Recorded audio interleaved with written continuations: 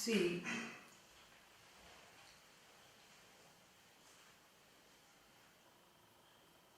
in Vedanta study,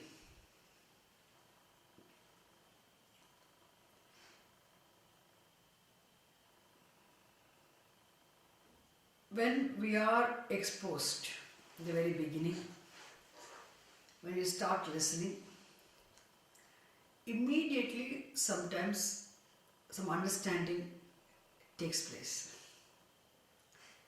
The very beginning itself, one click will come. When you have not heard Vedanta at all, and you listen to somebody, whoever it is, it can be any teacher, and the very beginning, the teacher has to tell this.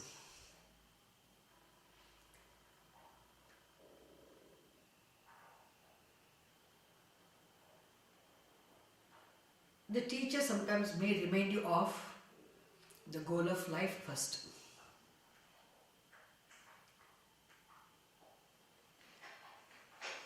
So she or he has to make it very clear the ultimate purpose of living this life as a human being. Every human being's life is a purposeful life. Doesn't matter whether you're European or English or Indian or Asian or American, African, doesn't matter. As a human being, everyone has a purposeful life. There's a purpose of living this life. That has to become very, very clear. If we say, the teachers, there's a purpose in life, what's the purpose?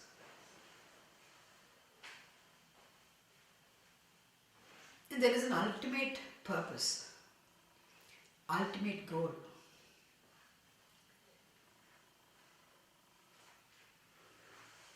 Why do you say ultimate goal? Because there are so many goals one may have. Or to accomplish, you work for, first you set a goal, then you work very hard and try to accomplish the goal. Once you achieve that goal, that end, again another end comes. Again another end will be there. No end, achievement of no end, achievement of no goal really will help you relax. Because another end will be ready. Oh, I finished this, I have to do this. I accomplished this, and I have to go for this now. An end which does not put an end to the search, then that end is only a relative end. What is that end? What is that goal? Accomplishing which? Then you can think, relax. Okay, now finished. I do not do anything anymore. I do not achieve anything anymore.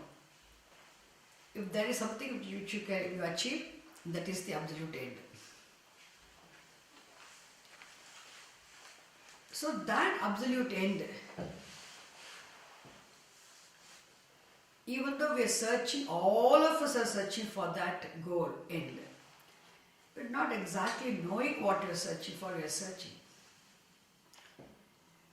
So when you expose the Shastra teaching, the Shastra teaching makes it very specific for you, makes it very clear. You know, what you are searching for through all your accomplishments is this, that is happiness.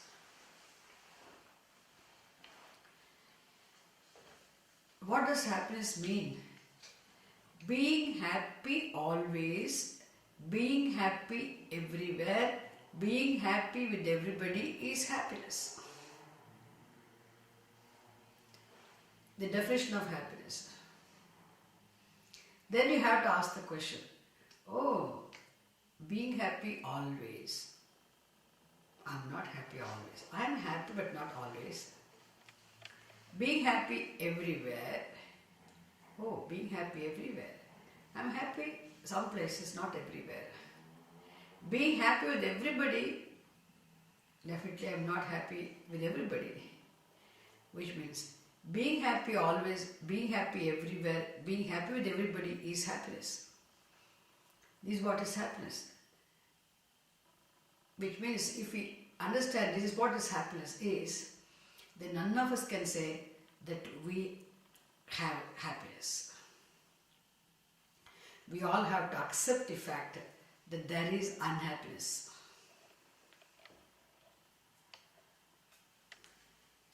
I'm not saying you're unhappy now. You are happy now. There's a time when we are not happy. We're not always happy. We're not everywhere happy. We're not happy with everybody. That is what is happiness is. Which means, what is that happiness? That is what we're searching for actually. And if I ask you, who doesn't want this happiness? Who wants this happiness? Is there any choice? I don't mind being unhappy. Who will say that? Everybody wants that only. Every human being wants that. That is why there's no human being. People of all times, of all places, of all cultures, always seek this. That is why this is a universal end. Universally, by all people, of all times, of all places, of all cultures, one thing which is sought choicelessly is happiness.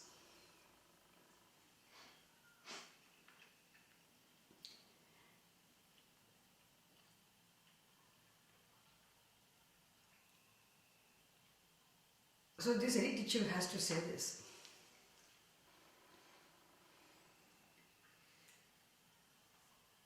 And through all our achievements in terms of artha, in terms of karma, in terms of dharma, what we're searching for is this happiness alone. We do so many things from once you wake up from the morning until you fall asleep.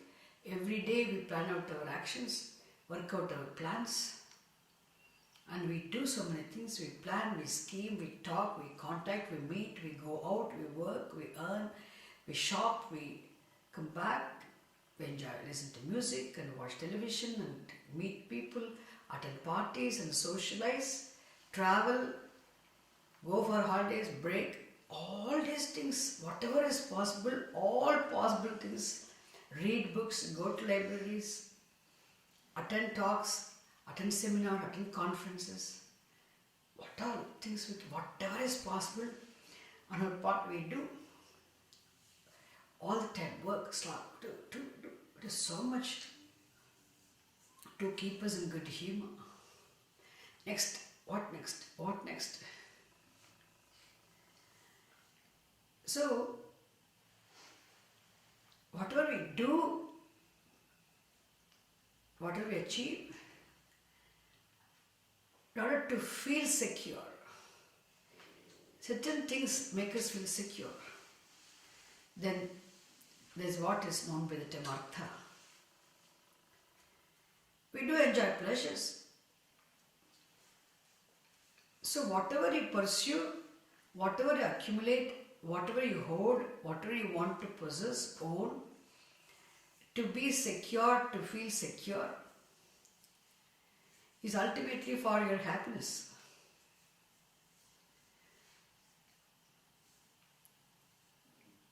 And the enjoyment of pleasures, what you want is happiness. In living an ethical life, by living an ethical life, by living a morally clean life, by living a charitable life, also what you seek is happiness. By being charitable, what you seek is happiness.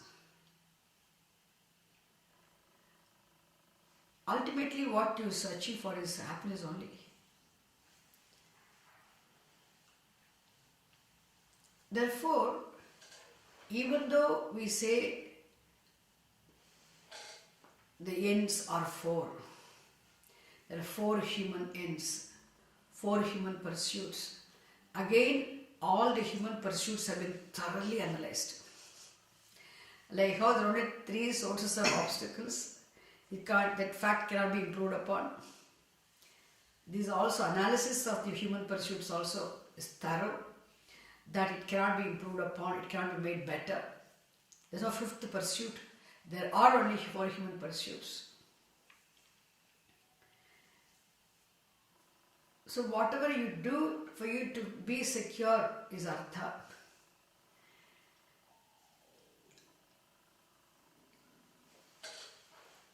And there's also enjoyment of pleasures.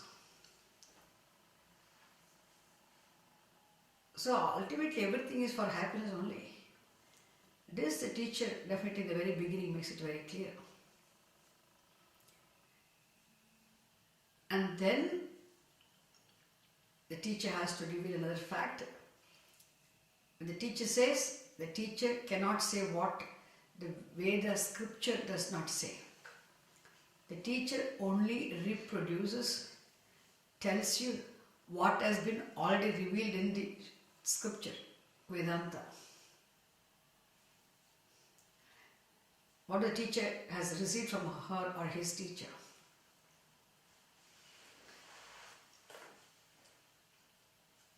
There is only passing of the vision, transference of the vision. The vision is transferred from one mind to another mind.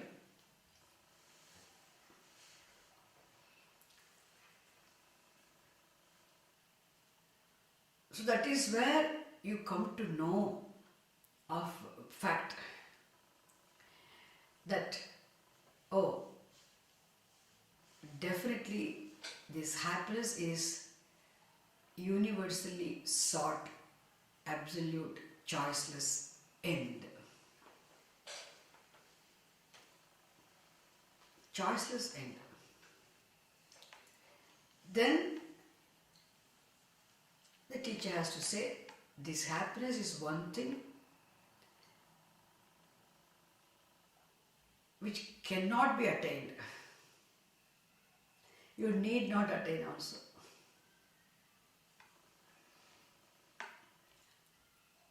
Because attainment is always of something which you don't have, which is not there already. Isn't it? You can attain something which is already not with you. What is already there with you? How can you attain?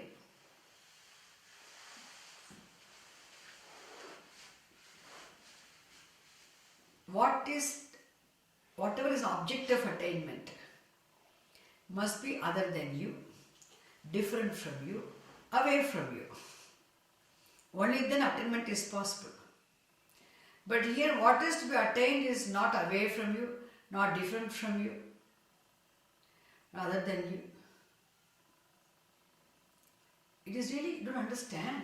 Shastram says this fact, this is a fact.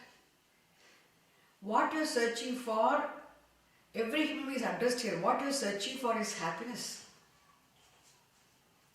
People come and tell me, I'm happy, Swamiji. I'm happy now. I'm happy. I don't search for happiness. When things are okay, people come and tell me like this. So I say, now you are happy, that's fine. You know what happiness is? Being happy always is happiness.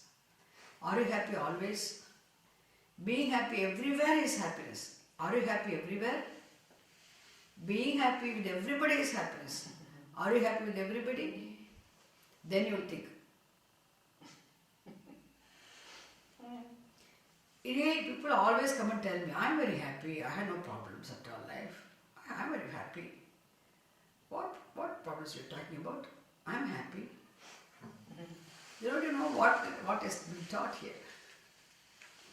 That is why the first definition is given.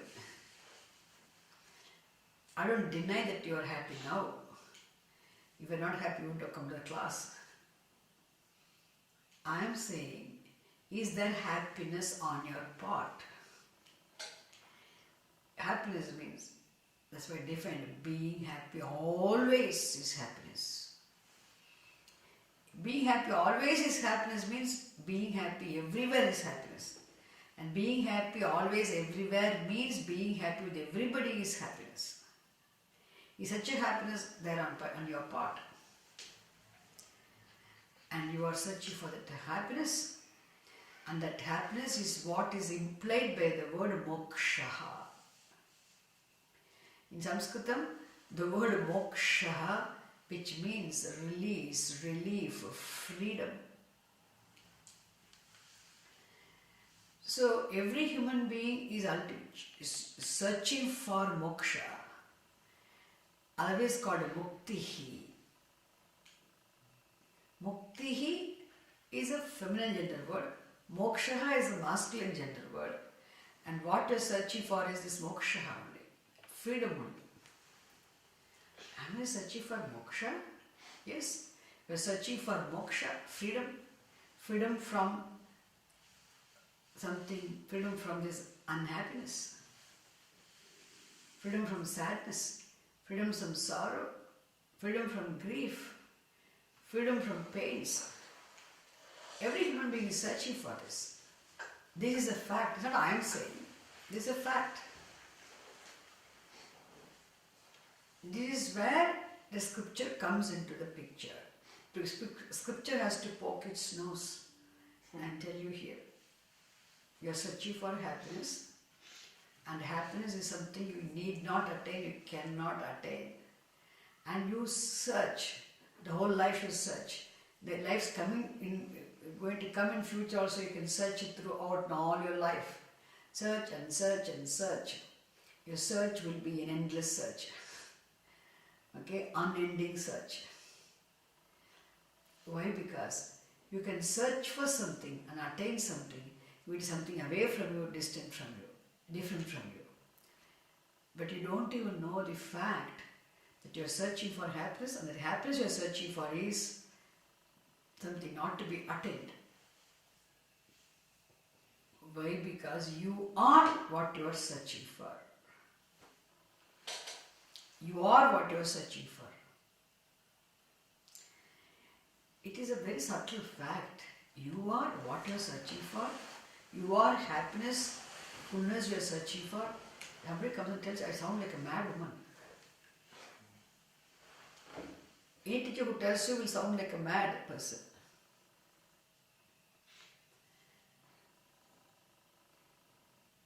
So these are all new things. Basic understanding. Very kindergarten, things you must have understood in Vedanta study. Then, okay, if it cannot be attained, that is what I am searching for. Then when you understand, yes, definitely, what I am searching for through everything is this, and where is it? How can I? It is very you. Why do you need to attain? If I am already happiness and fullness, I am already what I am searching for, then why I am searching for?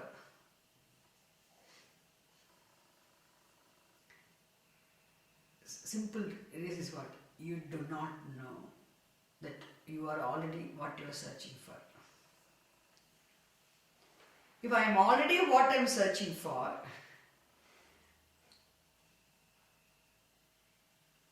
I am searching because I do not know that I am already this. I am already happiness. I am already fullness. Why I do not know that I am already happiness?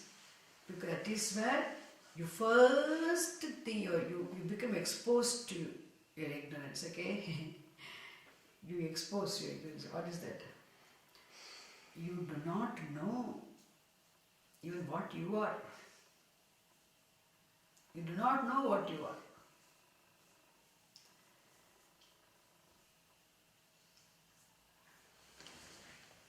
And the next thing is what? And you do not know that you do not know what you are.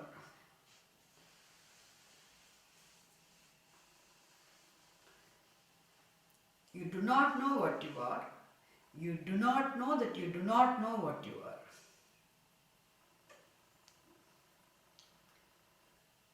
If you know what you are, then you would have known that you are already what you are searching for.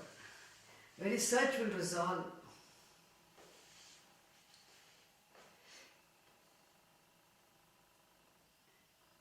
I forget I just put my specs somewhere. I search for it.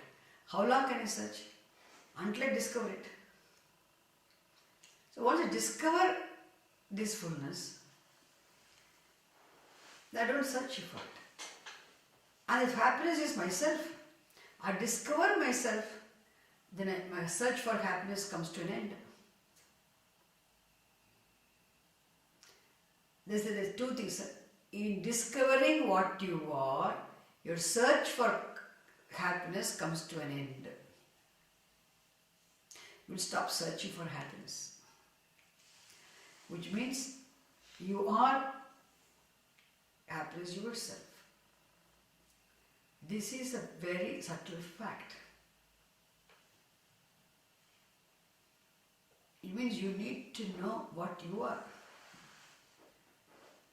Oh, which means you do not know that what you are.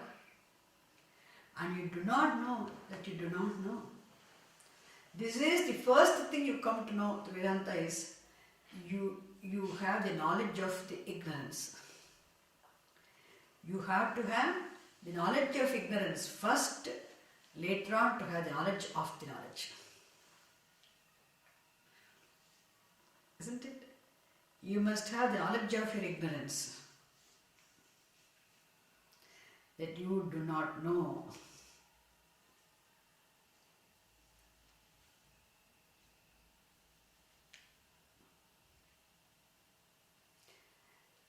Okay. And you heard it has become, then there's methodology using which the teacher can make you understand the fact that you are ignorant of what you are. One needs to be convinced of the fact that I am, yes, I am ignorant of what I am.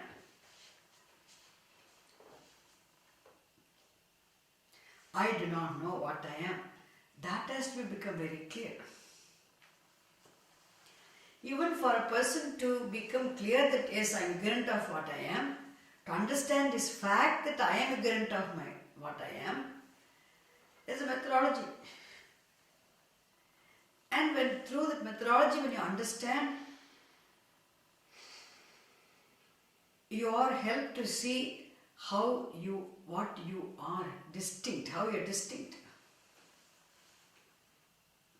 So to understand that how you are ignorant of what you are, you need to definitely know first what you are not. Isn't it?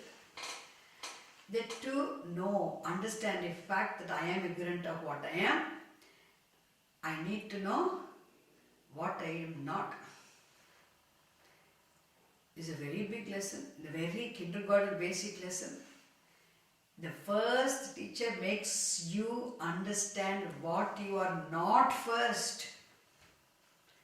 The teacher doesn't teach you what you are first. The teacher helps you understand the fact that you do not know what you are.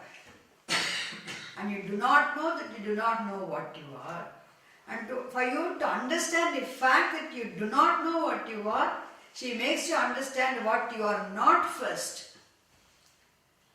By making you understand what you are not, she or he helps you understand how you are distinct from what you are not. Then only she can make you understand how you do not know what you are, how there is ignorance of what you are.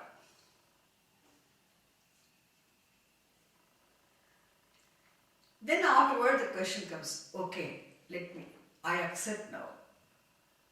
How can I know what I am? For me to know anything in the world, I can go to libraries, I can read books, I can go to professors, I can go to different departments, I can join, I can go to physics department, I can know so much in the world to know. Our span of life, our attention span is too small. Too short attention span we have, too small, too little time we have to know too much in the world. Still we can try to know something. But to know anything and everything in the world, because everything, in knowledge of anything in the world is knowledge of anything other than yourself. To have the knowledge of anything other than yourself, you have so many things here. You have all five-fold faculties, five-fold sense organs. You can use all your five sense organs. You can use your intellect, you can use your mind, isn't it? The capacity to know, and you can use your all sense organs to know anything and everything in the world other than yourself. You can, as much as possible, the more you are focused, the more you can spend time, the more you are committed, the more you can learn, the more you can know through your sense organs, which are the means of knowledge, all about the world. As much as possible you can learn. But anything other than yourself, you can use your sense organs. But when the question of knowing yourself comes, your sense organs cannot be used. You are the one, isn't it, who is making you have the sense organs. So, you are not. You can be known through your senses. You can be known through your. Can we say, yes, you are, you can know. Maximum what you can know about yourself, you only say, I am, I exist, I live in the world. I am, I live, I exist. This is the maximum knowledge you can have about yourself. But who is this I am? Who is this I? What is this I who exists?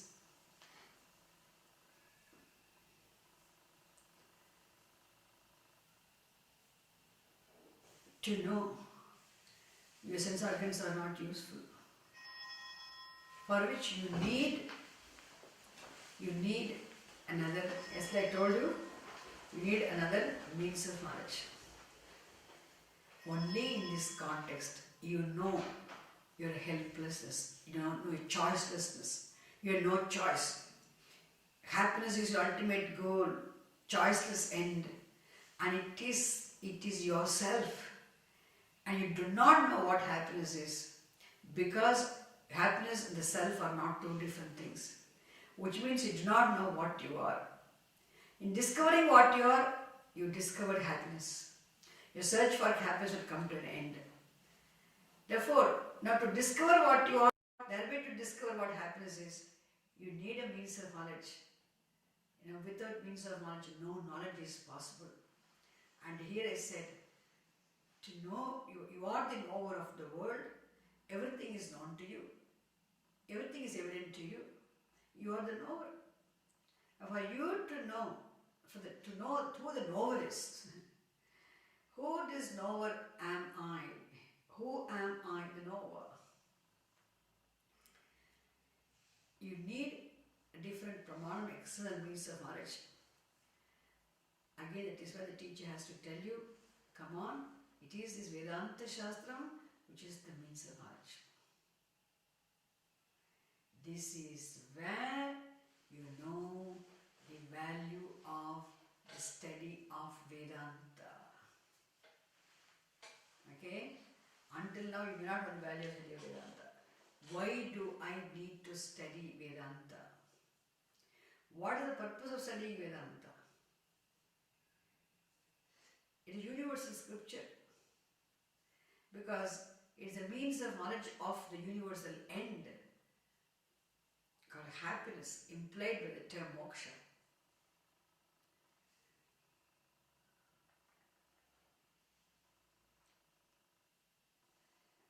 When do we, first thing, be very clear, when do we know the value of the study of Vedanta. Only when you understand that Vedanta is the means of knowledge of the truth, means of knowledge of the truth of I, means knowledge of what I am, means of knowledge of what the reality is, what happiness is, what fullness is.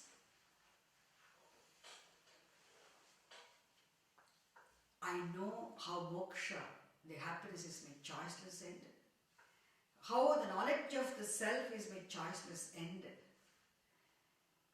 Knowledge of the truth, obtaining as my own self, is a choiceless end. Now, study of the Vedanta is also what? Choiceless one. I had to study the Vedanta because it serves as a means of knowledge of the self. In the context you understand.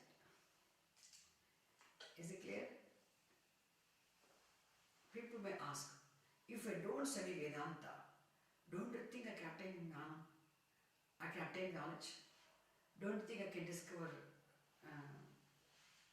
happiness? Why only Vedanta study? I can simply practice meditation. I can meditate and discover inner self. There are all sorts of things.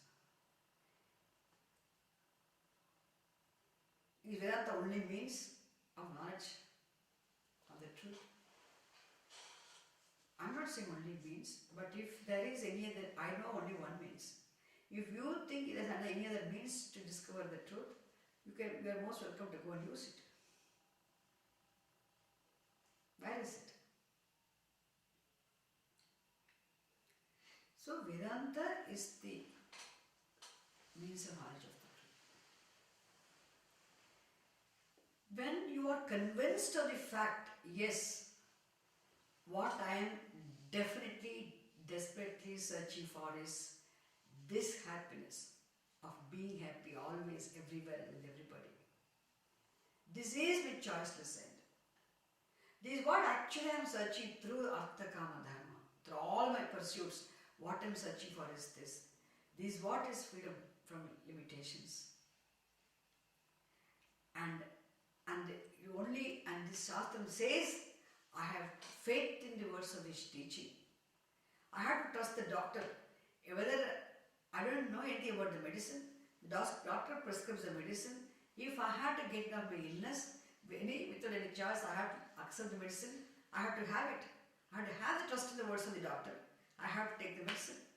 Now, after taking the medicine, I can see whether the medicine works or not. Similarly, here also, Vedanta, when he says a means of knowledge of the truth, I have to listen to the Shastra, have faith in the words of the teaching, and let me accept the teaching and let me listen. After listening to the unfoldment of the teaching, and then we can say whether the teaching works or not. Isn't it? We don't have faith, I don't trust this doctor. Finished. You can't have medicine. Even for you, whether the medicine works, to know whether the medicine works or not, you have to take, isn't it? Similarly, even for you to know whether Vedanta really serves as a means of knowledge or not, you have to really use it, make use of it, study. Therefore, here you come to know that Vedanta is a means of knowledge. And you start.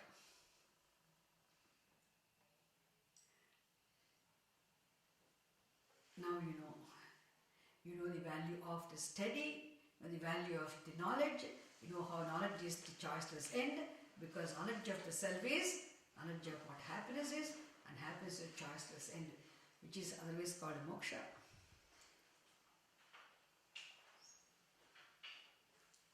Then, the very first class, the teacher will make you understand what you are not first. Even in the very beginning, very first day, after understanding what I am not itself, you don't know anything about yourself. Even understanding the fact what is I is not, that itself is a big, you make you feel highly excited. All Vedanta students first, The first few classes will be very excited. Afterwards they'll feel bored because they're not ready for this teaching. The first excitement is a very big fact because there's a very strong identity with the gross physical body, and in all our transactions, all of us are referring to all this body, mind, sense, complex, etc. And we use this I, the first person singular pronoun I.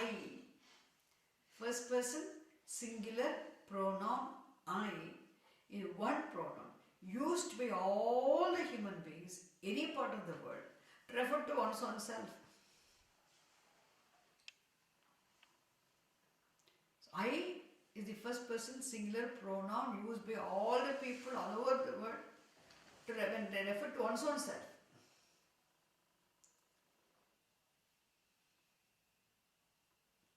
And the teacher in the very beginning has to make you see how this I, the first person singular pronoun I, used by all that to refer to one's own self, is distinct. This is the first kindergarten class. I is distinct. Distinct from what? Distinct means it is not, it is different. Distinct means different.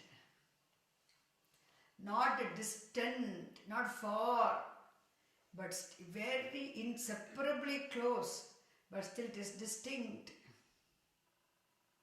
Distinct.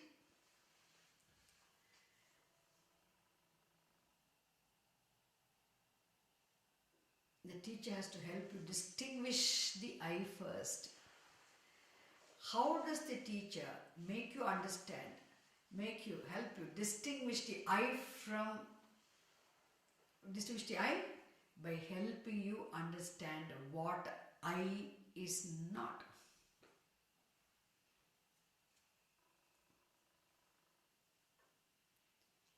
There's a methodology that is used by the teacher.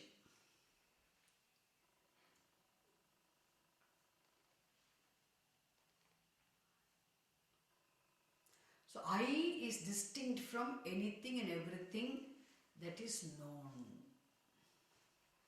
Whatever is known, whatever is perceived, is different from I. I is distinct from whatever is known, perceived. I is distinct from any object of knowledge. I is different from the object of knowledge.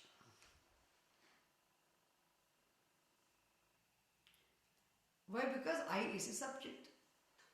I am the subject. I am the knower. Why do you say a knower? Because everything is known to me. So the standpoint of the known, you understand that I is the knower. I am the knower. I, the knower, am distinct from the known. That becomes very clear.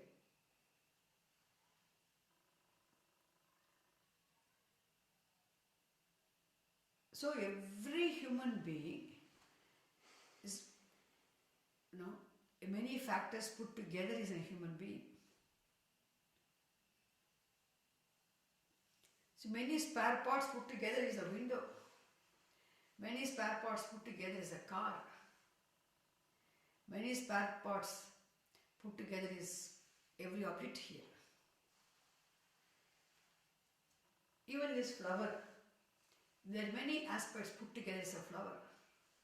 What is flower here? Can you take one petal and say petal is a flower? No.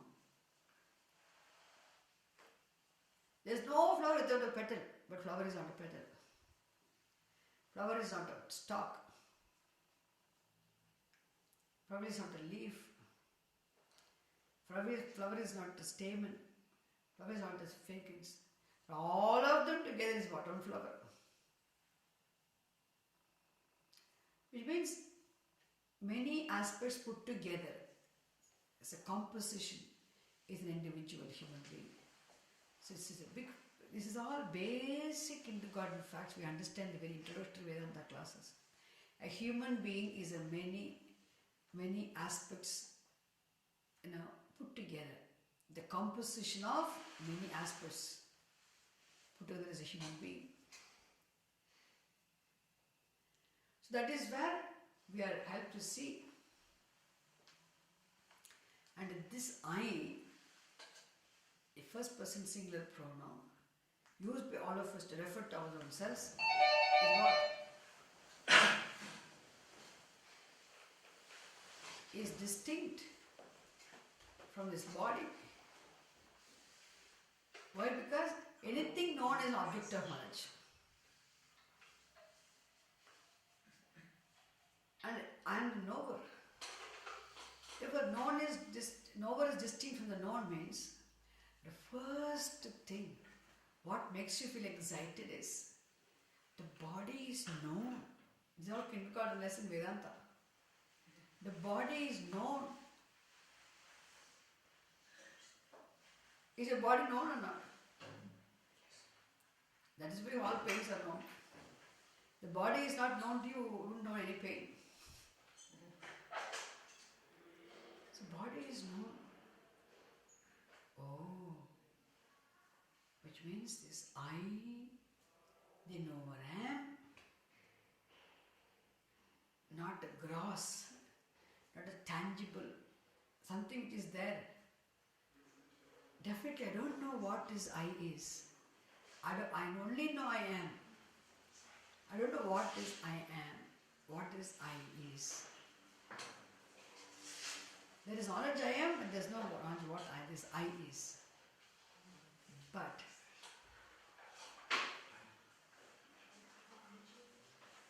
this body is known.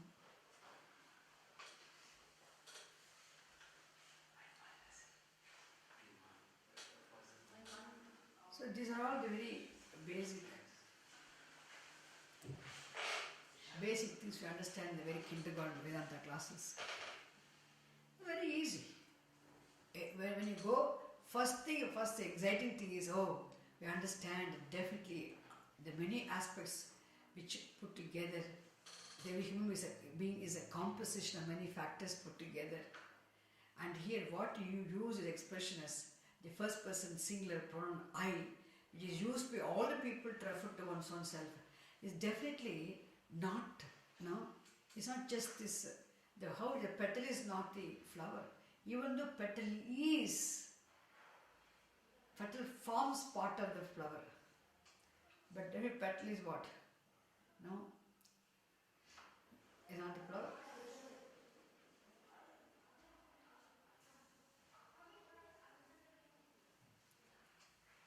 Therefore, this physical body being known, definitely this I is not the physical body.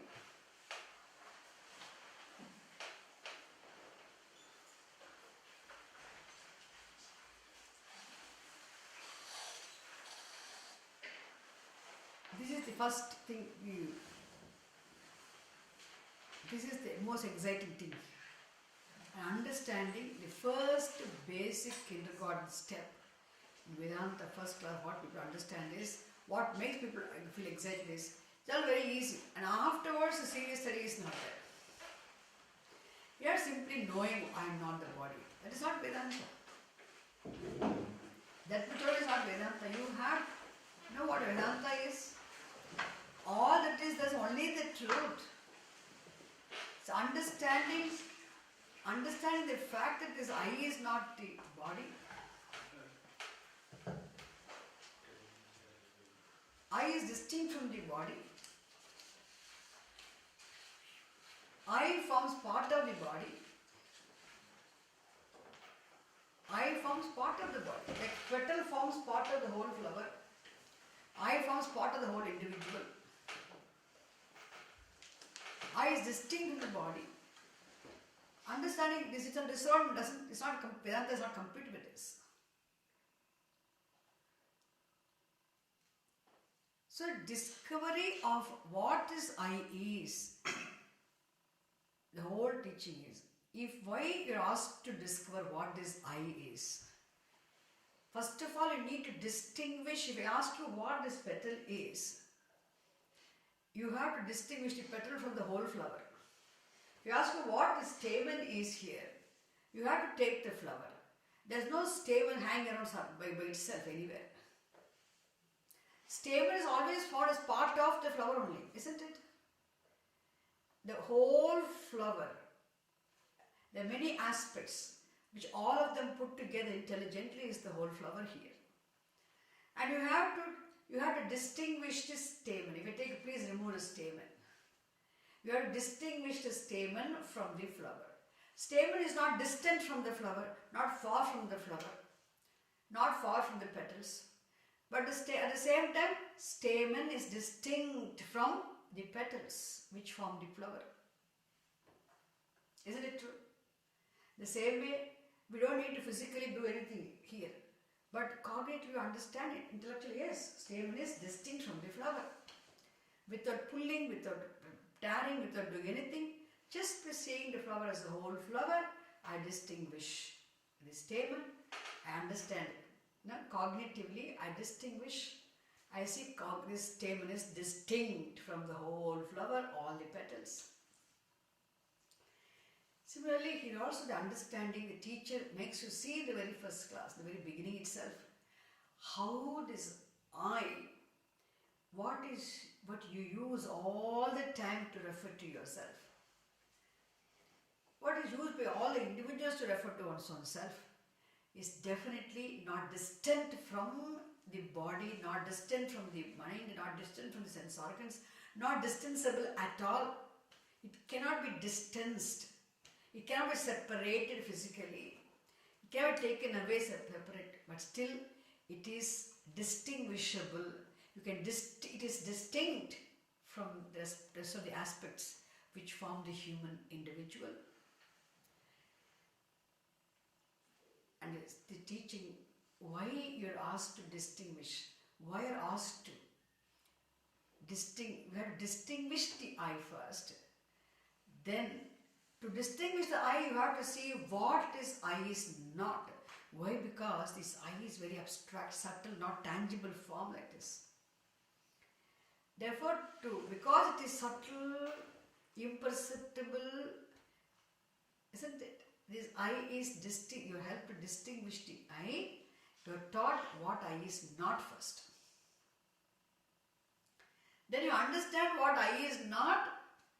Then you're able to distinguish the I. Only when you are helped to see what I is not. And you're able to distinguish the I. And you can understand I being distinct from the rest of the aspects. Once you distinguish, then you can go on. Okay, what this I is. When we are not able to distinguish what I is, how can you understand what I is? If I ask you to say, please test this, what this, there are so many things here, okay, so many wooden things here. There's a table, there's a chair, there's so many things. If I ask you, what is that chair made of? You have to check, no? First of all, what is the chair made of means you have to see what chair, it is the table. No, she's asking about something else. You have to distinguish that object, isn't it? Similarly, the distinguishing the I is very important first. Then you can understand what this I is. And that you don't do independently, definitely with the help of the Shastra only. And in the light of the unfoldment of the meaning of the words, in the light of the unfoldment of the meaning of the words of this Shastra, you see what this I is. Then the question comes, why the Shastra tells you to see what this I is? That's the only way you can arrive at what everything else in the world is essentially.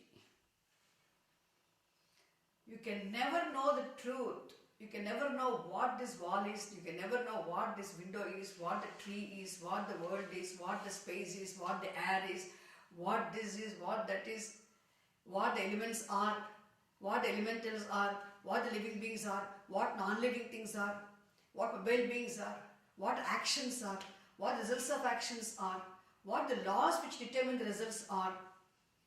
What are these laws which determine the results? What are these experiences? What are these pairs of opposites? Experience of pairs of opposites. What is pain? What is this pain? What is this pleasure? What is this anger? What is this desire? I tell you, you cannot understand anything, okay, unless and until you understand what this I is. To understand the whole here, everything, Shastra gives you the tip.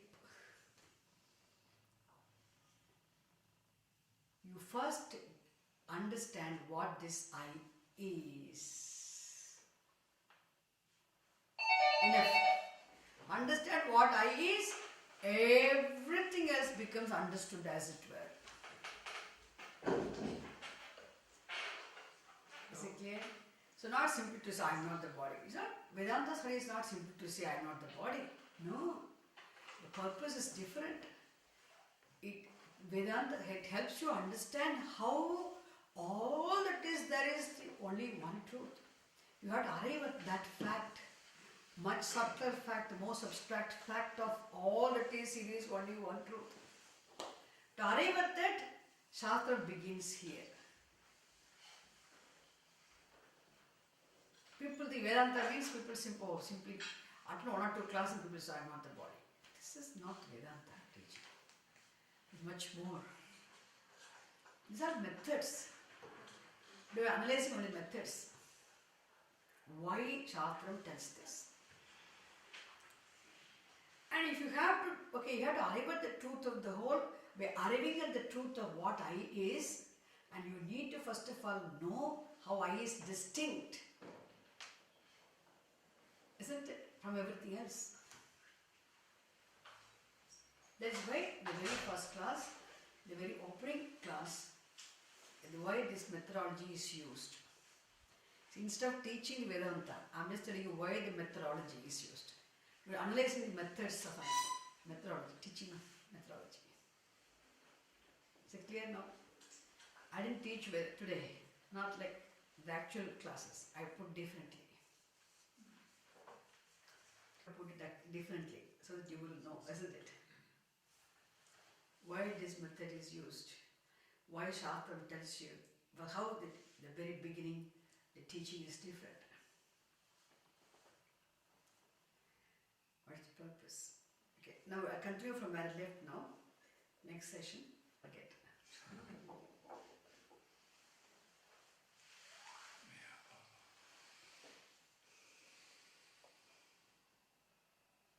You know, have you all heard the word Govinda? Yeah. Govinda? You know what is the meaning of the word Govinda? Govinda literally means cow herder. The one who protects the cow, looks after the cow. But actual meaning is, Go means knowledge. Vindaha means one who has to be attained.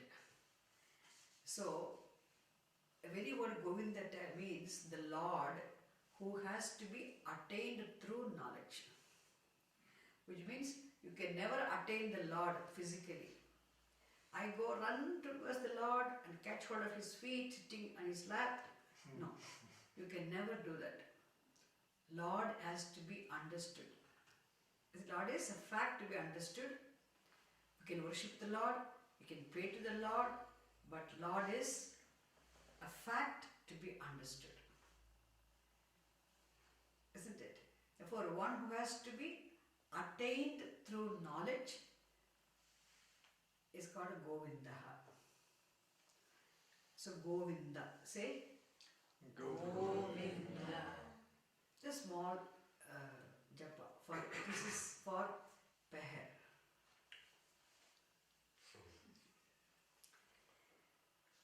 Jai Jai Govinda, Jaya Hari Govinda. Jai Jai Govinda, Jaya Hari Govinda. Jai Jai Govinda, Jaya Hari Govinda. Jai Jai Govinda,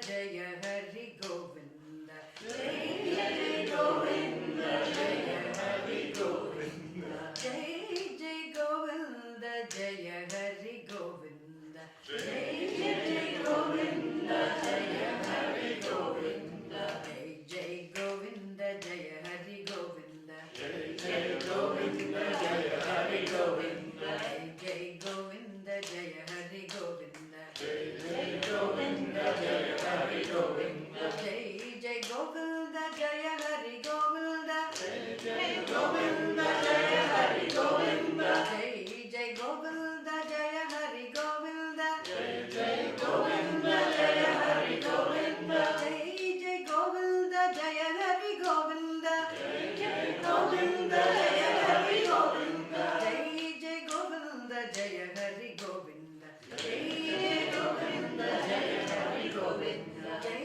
Jai Govinda, Jaya Hari Govinda. Jai Jai Govinda, Jaya Hari Govinda. Govinda, Govinda, Govinda. Govinda, Govinda, Govinda. Govinda, Govinda, Govinda. Govinda, Govinda, Govinda. Govinda, Govinda. Govinda, Govinda. Govinda, Govinda. Govinda, Govinda. Govinda, Govinda, Govinda. Govinda. Govinda. Govinda. Govinda. Govinda. Govinda.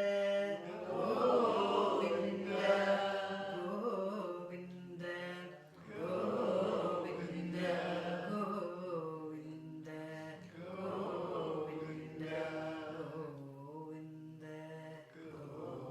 Govinda. Govinda. Govinda. Govinda. Govinda. Govinda. Govinda, Govinda, Govinda, Govinda. Govinda, Govinda, Govinda, Govinda. Govinda, Govinda, Govinda, Govinda. Govinda, Govinda, Govinda, Govinda.